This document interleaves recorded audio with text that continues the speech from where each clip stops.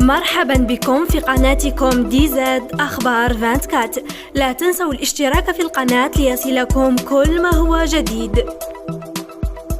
الجزائريين راهم متواجدين بقوة في قطر ودايرين حالة، بصح كاين واحد الناس ذاقت لهم وراني نشوف بلي عقدتهم هي الجزائر اللي هما المراركة في كلش يجبدونا.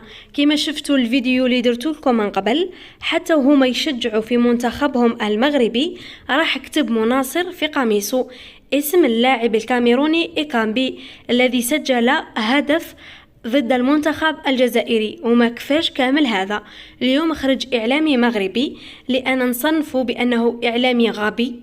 واش قال لك أمن القطري يمنع مشجعين جزائريين من الولوج لملعب مباراة المغرب بسبب ارتدائهم قميص الزليج الخاص بالمنتخب الجزائري. هذه بغيت نقول لكم حتى تويتر صنفها على أنها تغريدة مضحكة.